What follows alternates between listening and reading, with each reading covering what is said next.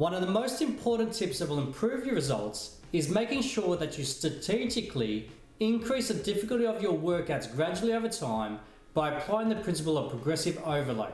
To give you an example from one of my programs, for the first 3 weeks you will lift the same weight. However, your rest breaks decrease each week to make the workouts more difficult, going from 60 seconds to 45 to 30-second rest breaks. And then in week 4, you will go back to a 60-second rest break.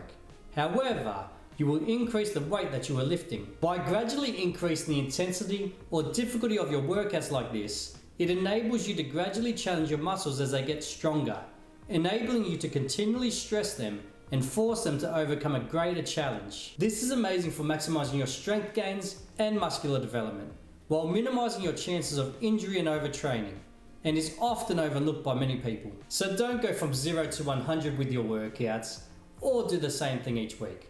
Instead, apply the principle of progressive overload to your exercise programs and you will take your results to a whole new level.